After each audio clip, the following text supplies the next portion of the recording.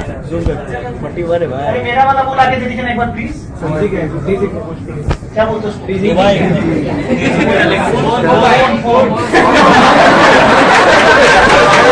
मेरा पीछे क्या है?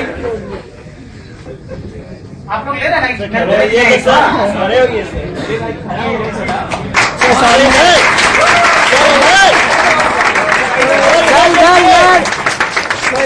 एक सर्टिफिकेट है, सर्टिफिकेट ऑफ अप्रिसिएशन, एक चेक है और एक ट्रॉफी। ठीक है, अब क्या हो गया? मेरा साइन देखना है ना तुम लोगों को।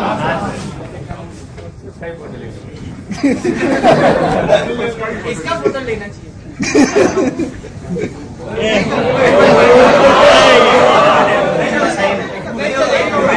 चेक लेके क्या, चेक का फोटो लेके क्या? हेलो नहीं लगता। अच्छा रिकॉर्डिंग हो गया। अरे दे दो।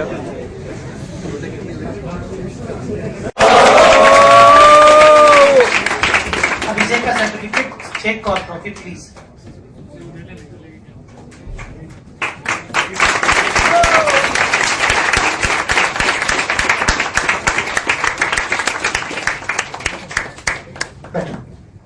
अच्छा अभिषेक यहाँ पे बैठ रहा है थोड़ी देर, मैं आ जाता हूँ नीचे।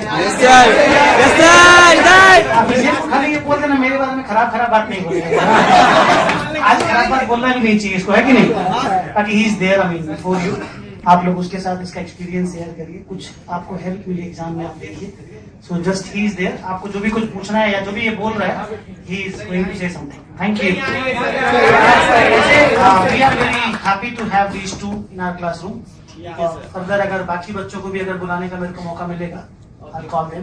Thank you.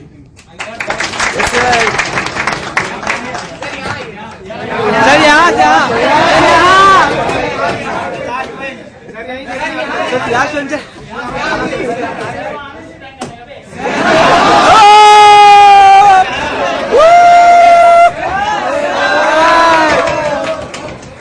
सबसे पहले तो I would like to thank Sudarshan sir for giving me this honour.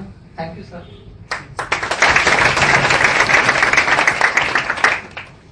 Experience wise मैं कहूंगा कि एक चीज है जो इंसान को कभी भी नहीं छोड़नी चाहिए, that is self belief. Always aim high. Unless and until अगर आप हाई एम नहीं करेंगे, अपना ड्रीम्स नहीं देखेंगे, you won't fulfil it. That is the most important thing you need in life. And secondly, हमारे कोर्स में, सीए कोर्स में हार्ड वर्क सबसे ज्यादा जरूरी है। यार हमेशा हार्ड वर्क करते रहना है। मेरी तरह मैं नहीं बोलूंगा कि मेरी तरह क्लास में सोते रहना। जो 3 घंटे का जो क्लास होता है, try to listen everything properly, because in exams concepts ही काम आते हैं। आप चाहे 150 सम, 400 सम, 500 सम प्रैक्टिस कर लीजिए, एग्जाम में हमेशा एक अलग ही सम आएगा। फिर हम लोग एग्जाम से, सब मैक्सिमम स्टूडेंट्स होते हैं ट्यूशन से, एग्जाम सेंटर से निकल के बोलते हैं, अरे ये सर, ये क्वेश्चन तो सर का मैट में नहीं था, ये सर का ये वाला सम भी नहीं कराया था, सर हम लोग कुछ भी नहीं करवाए। But sir question paper set नहीं करते। कोई भी टीचर यहाँ पे कैलकाटा में पढ़ाता है, that is for giving you basic knowledge, concept आपका स्ट्रॉन्ग करने के लिए रहता है। सो आपको अपना कॉन्सेप्ट स्ट्रॉन्ग करना होगा एंड एग्जाम में वही काम आएगा, and after exam the future life में भी वही काम आने वाला है।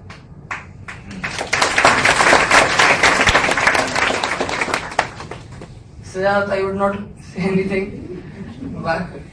अब तैयारी कैसे किया था अपना एग्जाम? कुछ एक्स्ट्रा ऑर्डिनरी कुछ नहीं किया था, बस आप लोगों की तरह, सबकी तरह नॉर्मल पढ़ा था अपना। 3 महीना रेगुलर स्टडीज किया था। पढ़ाई सिर्फ मत कीजिएगा, एक एडवाइस दूंगा हमेशा, do not occupy yourself fully with studies. मस्ती करते रहिएगा, फ्रेंड लोगों के साथ अड्डा मारने जाइए, कहीं पे भी घूमने फिरने जाइए, because our brain needs some break, that is necessary. अगर आप सोचते हैं कि 15-20 घंटा पढ़ के अगर कोई पास कर जाता है, that is not the true thing. अगर आप 8 to 10 आवर्स भी पढ़ते हैं day, but that has to be a quality study. आपको पूरा प्रॉपर कंसंट्रेशन एवरीथिंग के साथ देना होगा। 2 घंटा पढ़िए, ब्रेक ले लीजिए आधा घंटे का। You have to prepare like that only. कुछ अलग नहीं करना होगा, बस अपना normal 3-4 months is more than enough for CA final. Regarding सबका अपना अपना पढ़ने का तरीका, कोई सुबह 4 बजे उठ के पढ़ता है, कोई रात का 4 बजे तक शाम पढ़ते रहता है। दैट डिपेंड्स ऑन यू, आप किस तरह से, आपके लिए क्या बेटर है। थ्योरी प्रिपेयर थ्योरी पेपर्स के लिए जो रेफरेंस बुक है इंस्टीट्यूट का मैट तो कभी भी फॉलो मत कीजिएगा गलती से।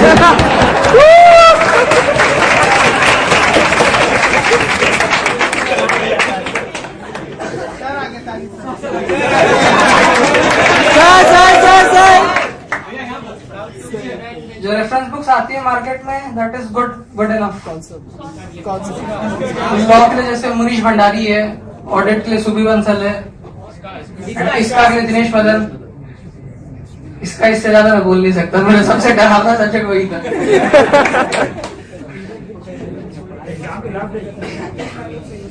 अरे यार तुम भी आ जाए। काम आता है प्रेजेंटेशन, आपको मालूम चल जाता है कि किस तरह का आंसर एक्सपेक्ट करता है इंस्टीट्यूट। प्रेजेंटेशन के लिए टाइम हो, पूरा कीजिए। अगर पूरा भी नहीं कर पाते at least go through it. 2-3 question है कि किस तरह से यहाँ पे प्रेजेंट किया, अप्रोच आंसर का क्या रहता है, उसके लिए काफी काम आता है।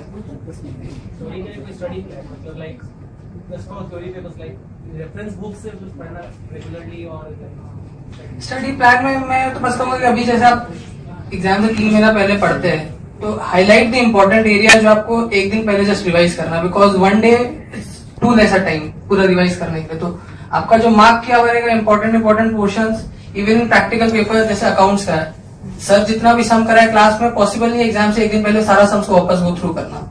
वहां कर लीजिए इंपॉर्टेंट सम्स हो या टफ सम्स हो, एग्जाम से पहले बस वो 2 सम्स देख लीजिए, बाकी जो आपका कॉन्सेप्चुअल पोर्शन है वो देखिए।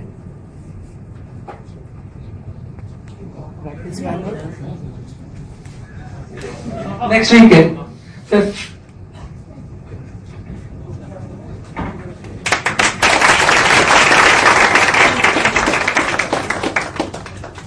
Now we invite Mayank here. कुछ बोलेगा ये बंदा? क्या बोलता है? बहुत बोलेगा, ज्यादा बोलता है।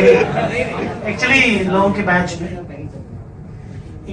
में एक स्टूडेंट था अंकित अग्रवाल बोल के, अंकित फतेहपुरिया बोल करके, उससे मेरा बहुत दोस्ती है। मतलब मेरा रेगुलर उससे बातचीत होता रहता है। वो शायद कहाँ पे प्लेस है? IFC में प्लेस है। वो इन लोगों से 1 सेमेस्टर पहले पास किया, इसलिए पहले पास किया कि शायद ये लोग देरी से एग्जाम दी। क्या प्रॉब्लम हो तुम लोग को? और 6 मंथ पहले देने का कुछ कहानी था, तो वो 6 महीना पहले एग्जाम दे लिया। ये लोग बाद में एग्जाम दिया।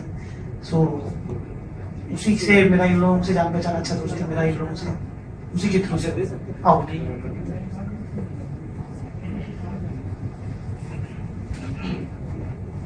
अब यहाँ का भाई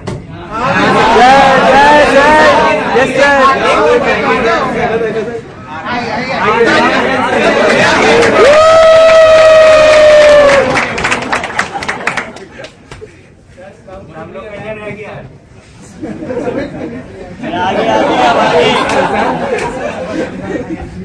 Presently, where sir is sitting, that used to be my place.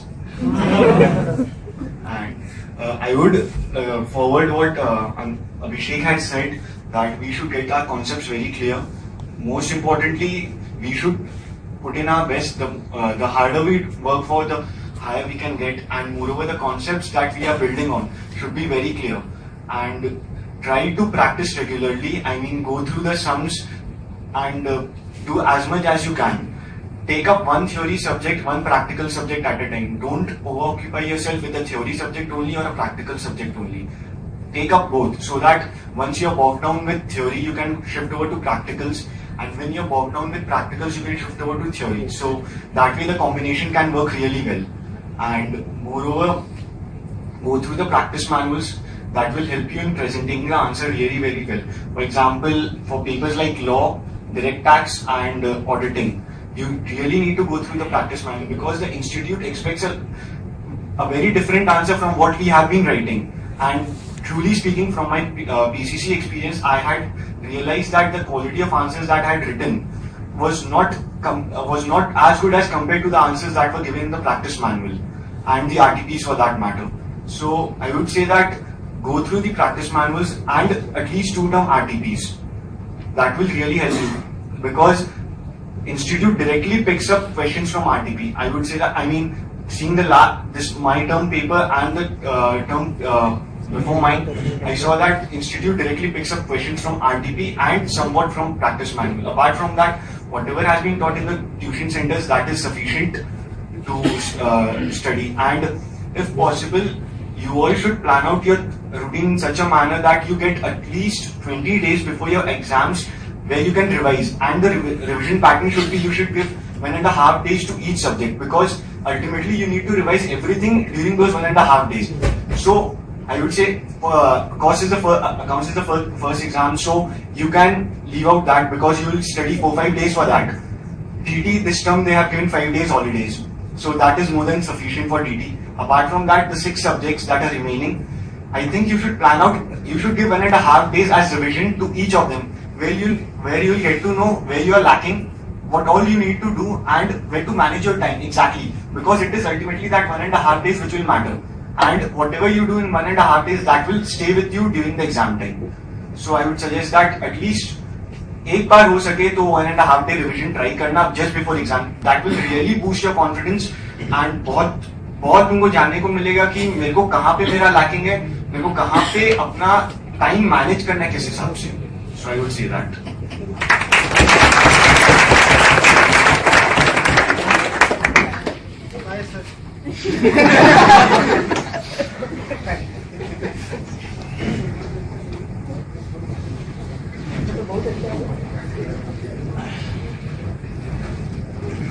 आधे घंटे के लिए ही सही, कुर्सी चली जाती है तो बहुत तकलीफ होती है। कुर्सी जाना नहीं चाहिए। तुम लोग कहाँ कुर्सी जाता है, जहाँ बैठे तो वहीं तो बैठे रहते हैं। आपने सुना इन लोगों का एक्सपीरियंस। एग्जाम के लिए मेरा इतना ही बोलना है कि जब आप बैठेंगे 3.5 मिनट, मेरा इस पर